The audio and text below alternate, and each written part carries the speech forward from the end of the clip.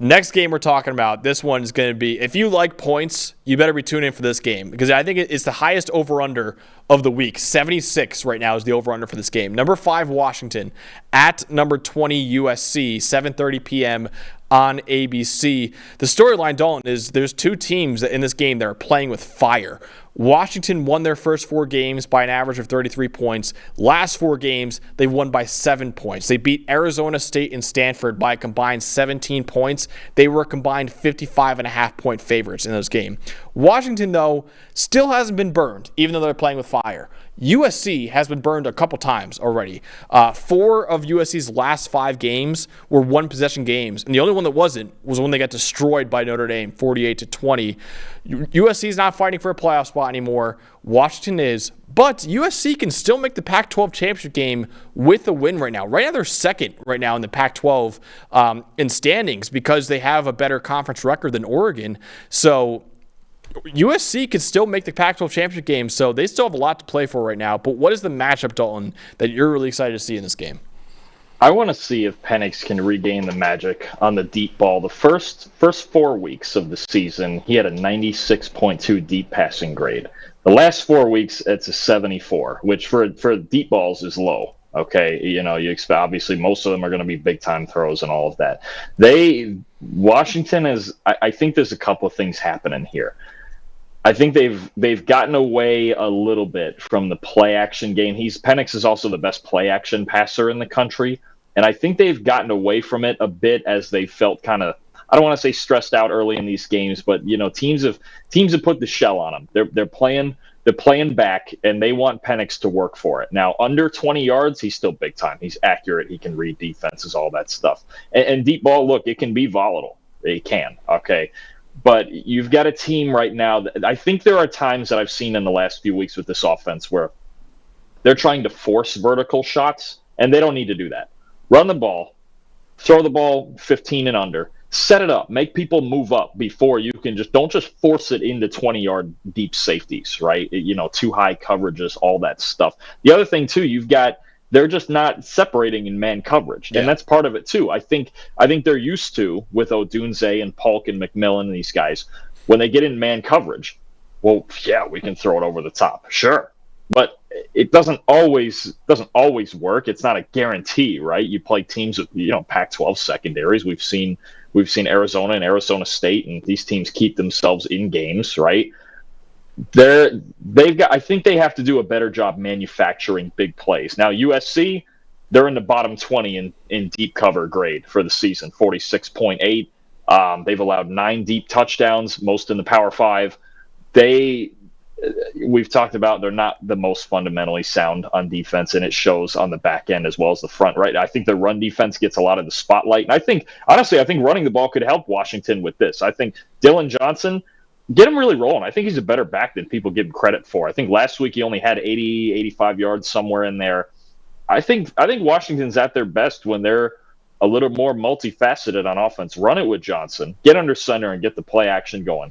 Make safeties move up. I already know Penix can make all the accurate throws from sideline to sideline, but they need to do a better job creating big plays instead of just chucking it up and hoping they happen, right? Penix can do that. But if you're going to just force them downfield, you're going to get safeties sitting back. You're going to get double coverage. You're going to just get balls. There's certain plays in right now that look forced, and I'd like to see them better manufacture their big plays. Yeah, that's a great point. My matchup is kind of basic. It's pretty much last year's Heisman Trophy winner against this year's Heisman Trophy winner. Caleb Williams, or probably this year's Heisman Trophy winner. We'll see what happens for the rest of the season. But Caleb Williams leads the country since his true freshman season with a 93.3 grade. He's actually tied with Bryce Young for the best among FBS quarterbacks. He's also second in the country in passing yards this year with 2,660. Michael Penix Jr. leads the country in passing grade, also leads the country in passing yards. So the only quarterback in the country that has more passing yards than Caleb Williams this year is Michael Penix Jr. You're not going to get a better quarterback matchup probably all season than these two. Caleb Williams is going to go first overall probably in the NFL draft. Michael Penix Jr. is going to be maybe QB3 and definitely a first-round pick in the draft as well. You got 2 first-round quarterbacks in this one, man. I do think, though, and we'll get into the predictions in a second, one big matchup, and we mention it all the time how USC's run defense is weak, and it is. Don't get me wrong.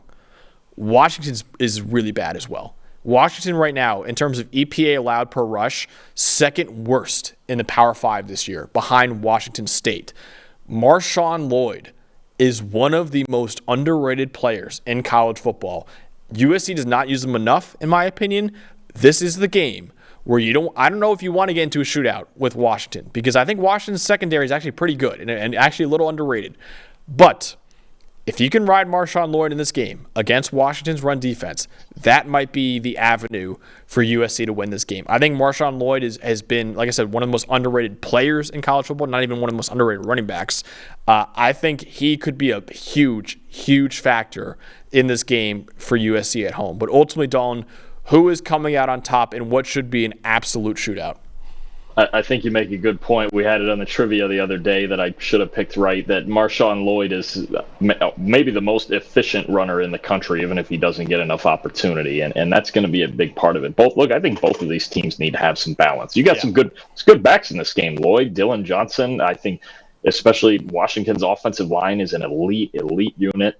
I like Washington. Look, you're not going to avoid the shootout. You can run the ball you want. There's a reason the over/under 76, and you could argue should be higher. I think this game's going to be crazy. But I think Washington's defense in spots has come through for them. I think against Oregon it came through in big moments. I think which team was it? Arizona State. They beat 15-7. Yes, Arizona State. Yeah. And I know Arizona State's not great, but they got to be the friskiest 1-6 team I've ever seen in my life. Yeah. Their defense has come through in spots. USC they just gave up 49 points to Cal, 48 points to Cal. I can't. I think they're capable. I think Caleb Williams the last 2 weeks has finally been better under pressure, at least not giving the ball away, somewhere around a 70 grade under pressure instead of a 30.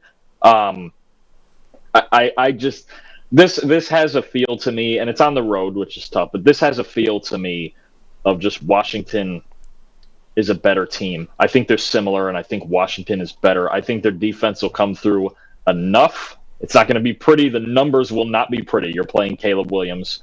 And I think Penix finds it. I think he started to find it last week. He threw 4 touchdowns last week and had to work through it a little bit against Stanford. But I'm going to say Washington. Give me 49. Give me 49-39. The over is going to hit. Wow, I love that. The over is going to hit easy if I'm doing that math right. Yeah. Oh yeah. Yeah, that's like 88 points right there. Yeah, that's an easy over then. I actually think the under might hit in this one. I got 38-35. I got USC in this game. I think USC is going to come out on top in this game. I think USC, one of these games where everyone's counting them out, everyone's counting Caleb Williams out, and they're not going to beat Oregon, they're not going to beat Washington, they're not going to beat UCLA. They're going to win one of those games. And I think Washington might be the easiest, maybe UCLA, but Washington's one of the easier paths. I don't know if they could beat Oregon, but I think Washington, there is a path for USC in this game. I think Caleb Williams is playing a little pissed off right now. I think they're going to do it. I know I'm kind of basing this off vibes, which is not really something you want to be doing on an analytics show like this. But the vibes for me in this game just kind of, Washington's playing with fire right now. They're playing down to a lot of really bad teams. Caleb, I know USC's doing the same thing, don't get me wrong. But I think this game will come down to whoever has the ball last. I think USC's at home. I think Caleb Williams gets it done, man. So I got 38-35. I think USC comes out on top in what should be an absolute shootout, and I think Marshawn Lloyd is a big factor in this game. So that's why I got USC beating Washington. I actually had Washington winning this game a little bit earlier, and then I was like, I don't have any upsets in this one. Which one do I actually think will happen? I changed it to USC. So I think USC's winning 38-35.